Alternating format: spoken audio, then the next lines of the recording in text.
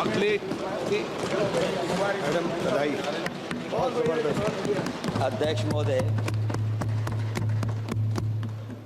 महोदय, मैं आपका धन्यवाद देना चाहता हूं।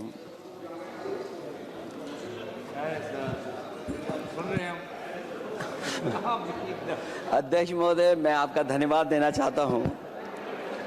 साथ ही साथ इस सदन में जो 75वें वर्ष पर संविधान की बहस शुरू हुई है, जहां सत्ता पक्ष से माननीय रक्षा मंत्री जी उन्होंने अपनी बात रखी। अभी कांग्रेस पार्टी की नवनिर्वाचित सांसद उन्होंने अपनी बात रखी। उसके बाद अध्यक्ष महोदय मुझे बोलने का मौका मिल रहा है।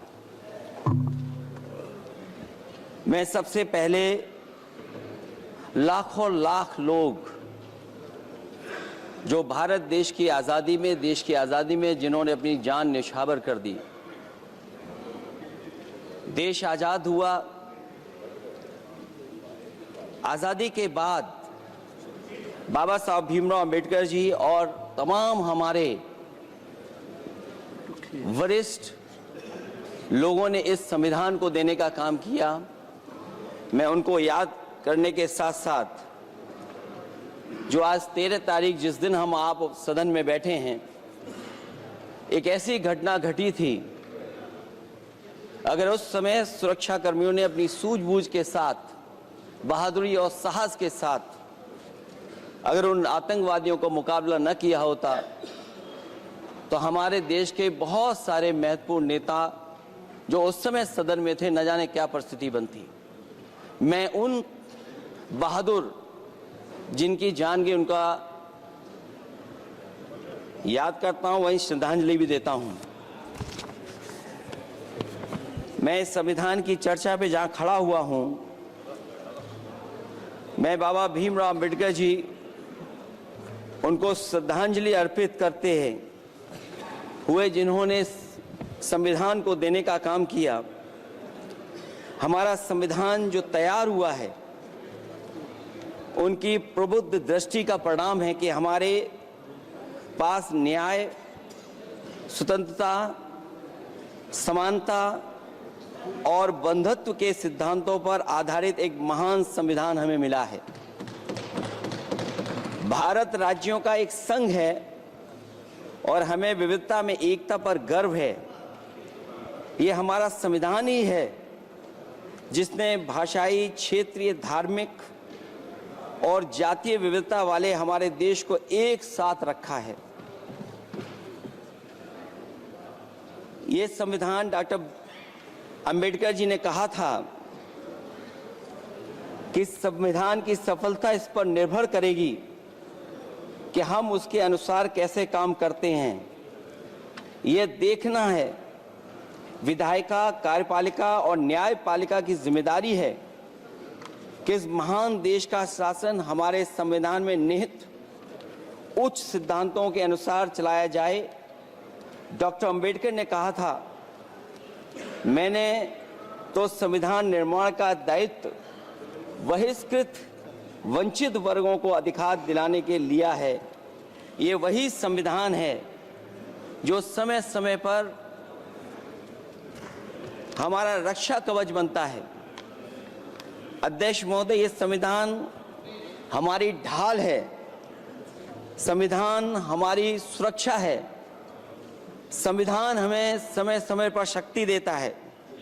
संविधान ही देश की 90% शोषित, उपेक्षित, पीड़ित, वंचित जनता के अधिकारों का सच्चा संरक्षक है। ये संविधान ही हमारा बड़ा मददगार है। इसलिए ये हमारे जैसे लोग और देश के कमजोर लोगों के लिए और खासकर पीडीए के लिए संविधान की रक्षा जन्म मरण का विषय है। संविधान ही लोकतंत्र की प्राणवायु है और जहां बाबा साहब भीमराव अंबेडकर जी ने इतना शानदार अच्छा संविधान दिया,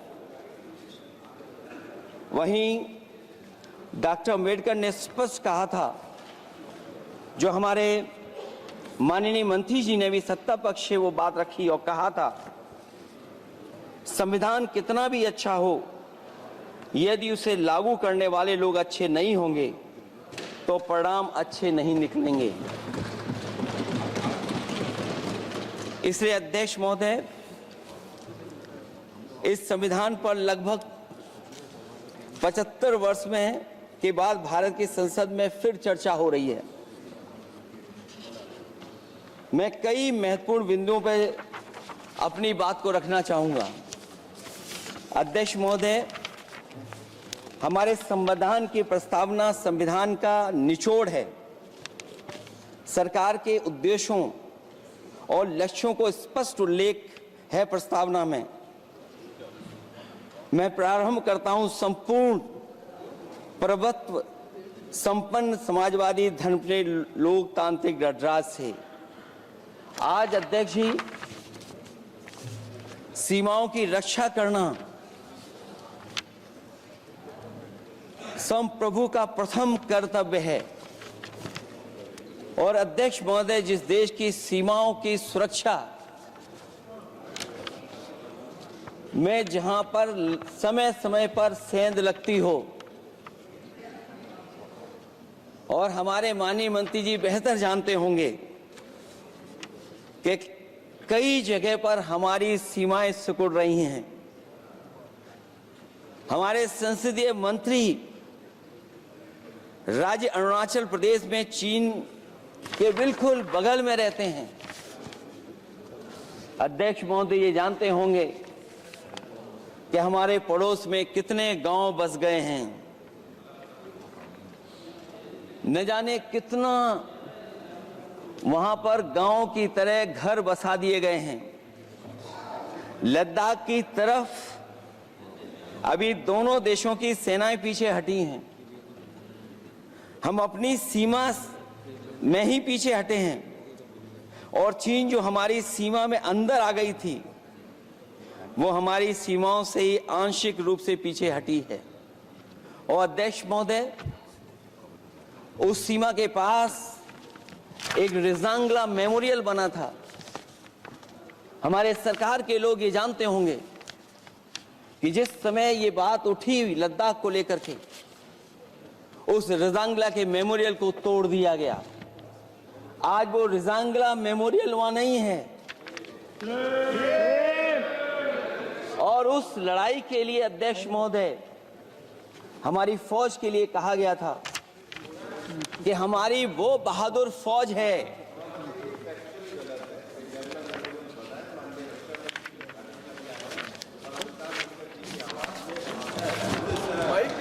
अध्यक्ष महोदय, यही तो फर्क है। कहां पर था, कहां पर बना अब। और अध्यक्ष महोदय, मैं सरकार को बताना चाहता हूं, अध्यक्ष जी, मंत्री जानते होंगे, मंत्री जी, केवल 12 किलोमीटर सड़क बनी थी, और पड़ोसी देश ने क्या क्या नहीं कहा गया। और वो समय आएगा जब हमें मानसरोवर और कैलाश पर्वत पे जाने के लिए भी वो देश हमें रोकने लगेगा। तो हमारी आज 75 साल बाद सीमाएं कितनी सुरक्षित हैं? क्या लद्दाख की वो फिंगर्स जहां पर हम पहले थे, क्या हमारी फौज वहीं खड़ी है कि नहीं खड़ी है? अगर आप रिजांगला मेमोरियल जानते होंगे, तो लद्दाख की वो सीमाएं जो हमारे देश के अंदर थी, क्या हमारी सीमा वहां तक है कि नहीं है? आज नहीं है। ये देश समाजवादी गणराज्य बने। समाजवाद का सरल शब्दों में अर्थ है कि समता और संपन्नता हो।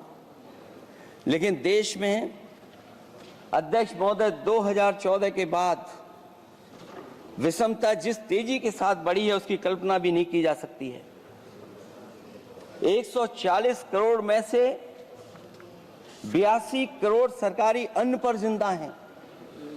अध्यक्ष महोदय, जो देश को ये कहते हो कि हम दुनिया की सबसे तेज रफ्तार पे चलने वाली अर्थव्यवस्था बनने जा रहे हैं। 3 पर पहुंच गए और ऊपर जाएंगे। मैं सरकार से कहना चाहता हूं कि जब 82 करोड़ सरकारी अन्न पर जिंदा हैं और दूसरी तरफ देश की संपूर्ण संपत्ति के 2/3 हिस्से पर कुछ परिवारों का कब्जा है, अगर सरकार में ये बहादुरी और हिम्मत है तो इस 60% गरीबी के रेखा से नीचे रहने वाले लोगों की पर कैपिटा इनकम क्या है? अगर आपकी अर्थव्यवस्था ऊंचाई पर जा रही है तो हमारे जो गरीब लोग हैं, जो 60% गरीब लोग हैं, उनकी पर कैपिटा इनकम क्या है? और जहां समय समय पर सरकार अपने आंकड़े देती है, कम से कम ये आंकड़े भी दे दे कि गरीबी रेखा पर जो नीचे रहने वाले लोग हैं उनकी पर कैपिटा इनकम क्या है। इससे स्पष्ट हो जाएगा कि 5% लोगों की पर कैपिटा इनकम क्या है। हमारा प्रेमबली कहता है कि धर्म निरपेक्ष गणराज्य बने, राज्य की निगाह में सभी धर्म समान हैं। हमारा सेकुलरिज्म हमें रिलीजियस इक्वलिटी का रास्ता दिखाता है। यही ना अर्थ इसका है। क्या इस पर सरकार अमल कर रही है? देश के 20 करोड़ से ज्यादा अल्पसंख्यकों के, विशेषकर मुसलमानों को दूसरे दर्जे का नागरिक बनाने का प्रयास चल रहा है।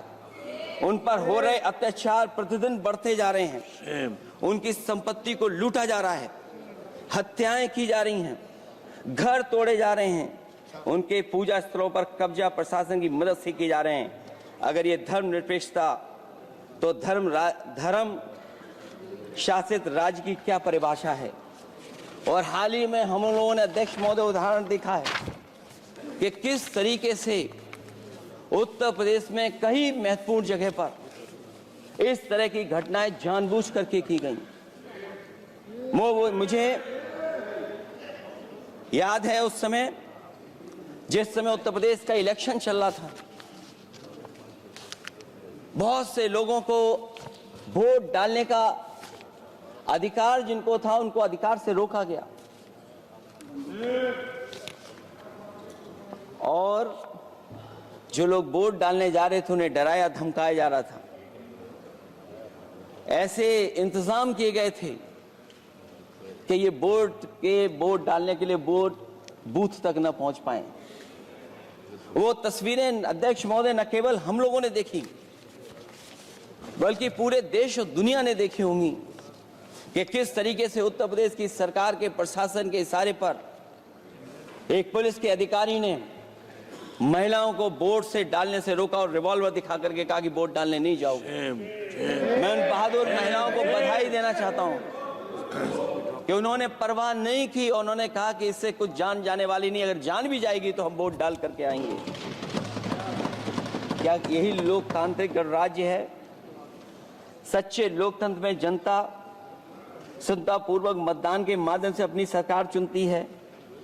क्या हम सही अर्थों में लोकतांत्रिक व्यवस्था में जी रहे हैं, जहां सरकार मशीन और सरकारी मशीनरी के जरिए जहां चाहे अपनी सरकार बना लेती है, जनता के मत का कोई अर्थ नहीं रखे हैं, वह लोकतंत्र नहीं कहा जा सकता है।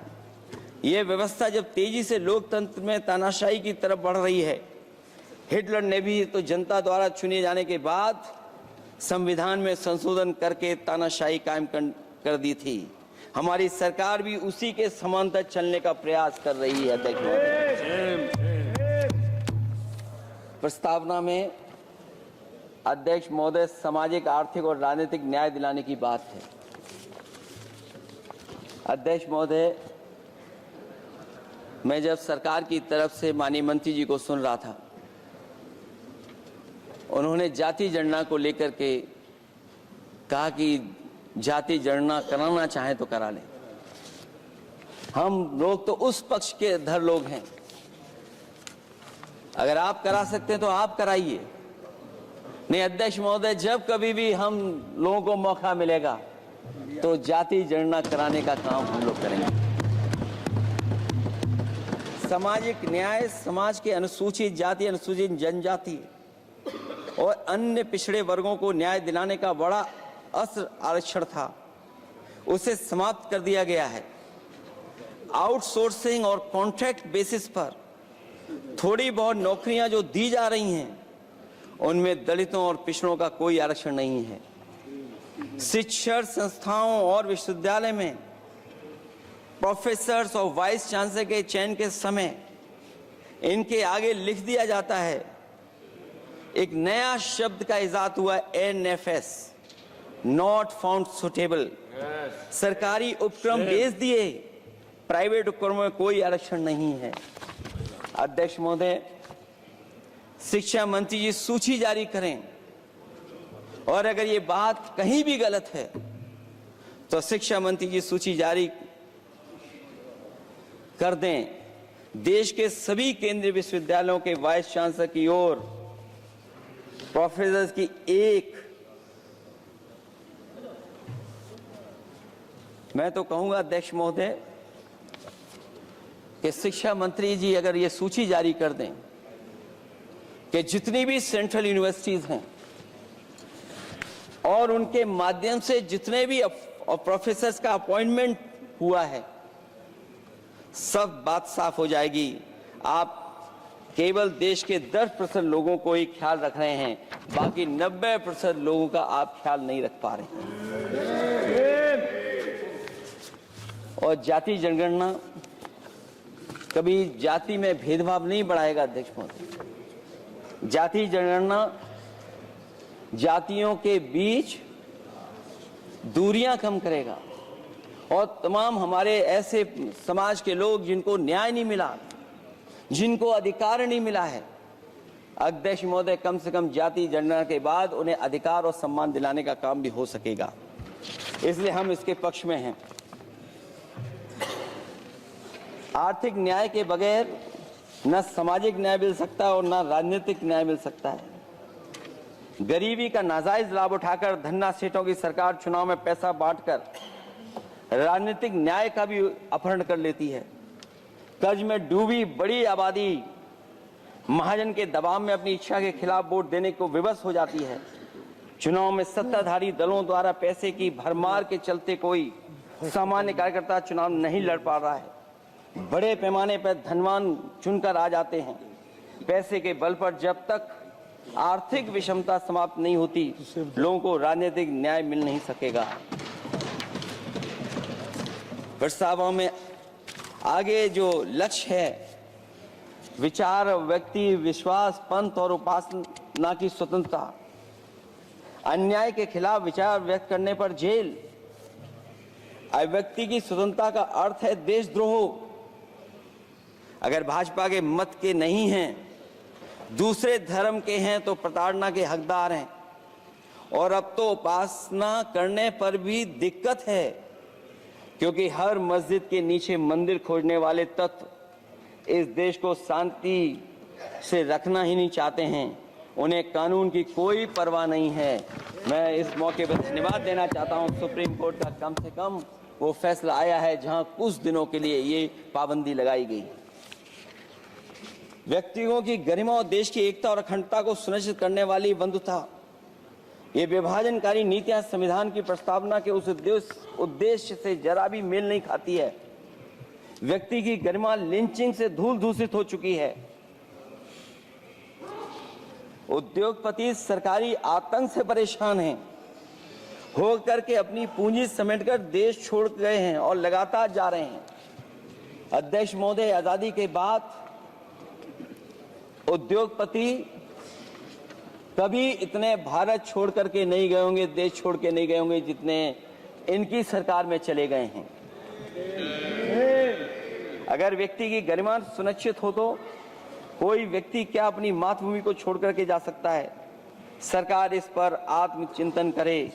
अगर आपसी मतभेद पैदा करके एक दूसरे के प्रति अविश्वास पैदा किया जाएगा तो क्या देश की एकता और अखंडता के लिए एक अशुभ संकेत नहीं होगा।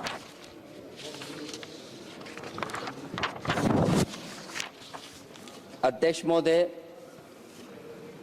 आर्टिकल 14 कानून के समक्ष समानता। भारत के अंदर किसी भी व्यक्ति को राज कानून के समक्ष समानता को डिनाई नहीं कर सकता है। हो क्या रहा है, एक ही कानून कुछ लोगों के लिए अलग है और दूसरों के लिए अलग। अगर सत्ता पक्ष का व्यक्ति गेरुआ गमछा पहनकर गालियों को गाली दे दे तो जी हजूरी और दूसरा न्याय मांगने जाए तो उसे लाठी। क्या ये अनुच्छेद 14 का अनुपालन हो रहा है? अध्यक्ष महोदय, किसी भी व्यक्ति को उसके जीवन और दैहिक स्वतंत्रता से कानून सम्मत प्रक्रिया के बगैर वंचित नहीं किया जा सकता। ये सबसे महत्वपूर्ण मौलिक अधिकार है, लेकिन सबसे ज्यादा इसी का दुरुपयोग हो रहा है। फर्जी मुठभेड़ में हत्याएं, जेल के अंदर हत्याएं और पुलिस अफरीक्षा में हत्याएं। आदमी कहीं भी सुरक्षित नहीं है। ईडी का तो ऐसा कानून बना दिया गया है कि बिना एफआईआर, बिना नोटिस किसी को भी बंद कर दो। लोकतंत्र फासिज्म में बदल रहा है। और अध्यक्ष महोदय, क्योंकि उत्तर प्रदेश की चर्चा सत्ता पक्ष से भी हुई, जो हालात उत्तर प्रदेश में हैं, ऐसे हालात कभी किसी ने पहले नहीं देखे।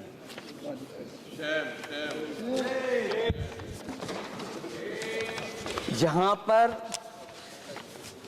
कानून की समय समय पर धज्जियां उठ रही हैं। और अध्यक्ष महोदय, केवल एक घटना नहीं मैं कहना चाहता हूं, ऐसी तमाम घटनाएं हैं जिनके बारे में मैं कह सकता हूं। आजादी के बाद अगर हम 75वें वर्ष में इस बात पर चर्चा करें संविधान पर, और आए दिन लोगों को न्याय मांगने के लिए आत्मदाह करना पड़े, तहसील हो वहां पे आत्मदाह, जिलाधिकारी हो वहां पे आत्मदाह, न्याय मांगने के लिए अगर मुख्यमंत्री आवास में जाना पड़े वहां पे आत्मदाह। सोचिए हम किस दिशा में जा रहे हैं। और अध्यक्ष महोदय, किसने नहीं देखा कि टीवी पे चलते हुए लोगों की जान ले ली गई? लाइव देखा है सबने। ये कहां का न्याय है? न केवल वो, बल्कि पता नहीं अध्यक्ष महोदय, हमारा प्रदेश कस्टोडियल डेथ में सबसे आगे जा रहा है, महिलाओं के उत्पीड़न में सबसे आगे जा रहा है। ये मैं नहीं कह रहा हूं अध्यक्ष महोदय, ये सरकार के आंकड़े बता रहे हैं। और न केवल इन चीजों में आगे जा रहा है, बल्कि आजकल जो नए जमाने का डिजिटल इंडिया है, अगर साइबर अपराधों में सबसे आगे कोई प्रदेश दिखाई दे रहा है तो वो उत्तर प्रदेश दिखाई दे रहा है। ये अलग बात है अध्यक्ष महोदय कि कभी कभी जो डबल इंजन की सरकार चलने वाले जो दावा करते थे, पहले इंजन टकराते थे, अब तो डब्बे भी टकराने लगे हैं। Double engine single driver. और होड़ लगी हुई है कि कभी किसी ने दिल्ली का रास्ता किसी माध्यम से अपनाया था, उसी रास्ते पे चल करके आगे बढ़ना चाहते हैं। इससे खराब इस लोकतंत्र में और क्या हो सकता है? जिन लोगों ने ये कहा हो कि हम नौकरियां दे देंगे, आज नौकरियां कहां हैं, रोजगार कहां हैं? और अध्यक्ष महोदय, अगर वादा किया जाए नौकरी और रोजगार का, इन्वेस्टमेंट का, और सपने बड़े दिखाए जाएं, ये बात मैं इसलिए कह रहा हूं कि माननीय मंत्री जी भी उसी प्रदेश से आते हैं, प्रधानमंत्री जी भी उसी प्रदेश से आते हैं। आज कई मायनों में, कई आंकड़ों में उत्तर प्रदेश पीछे दिखाई दे रहा है। जहां रोजगार के सवाल पर, जो सरकारी नौकरियां इसलिए नहीं क्योंकि आरक्षण न देना पड़ जाए, इसे सरकारी नौकरियां नहीं हैं।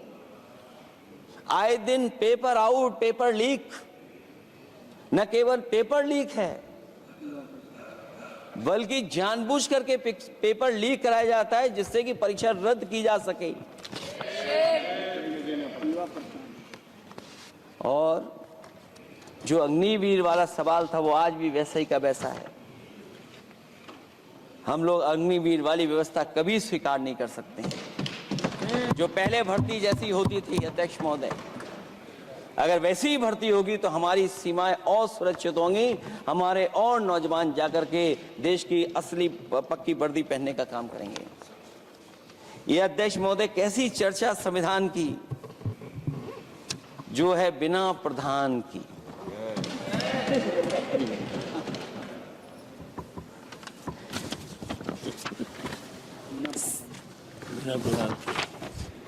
अध्यक्ष महोदय, इस सरकार में जो लोकतंत्र के साथ खिलवाड़ हुआ है, इतना कभी खिलवाड़ नहीं हुई होगी।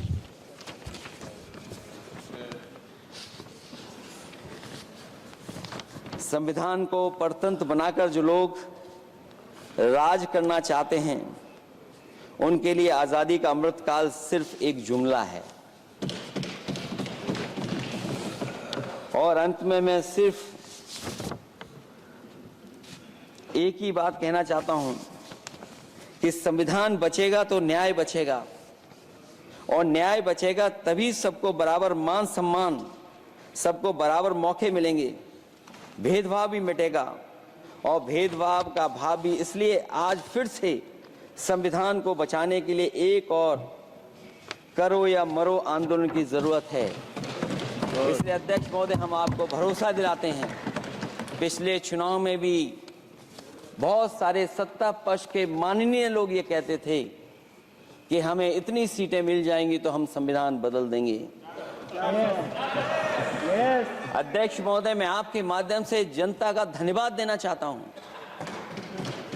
कि उन्होंने 400 पार के नारे को गिरा दिया और विपक्ष को इतनी ताकत दे दी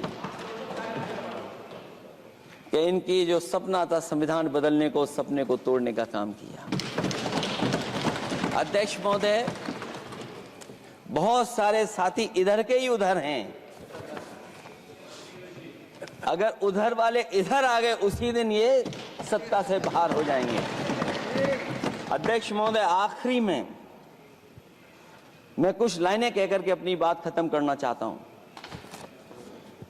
न मेरा है न तेरा है, ये हिंदुस्तान सबका है।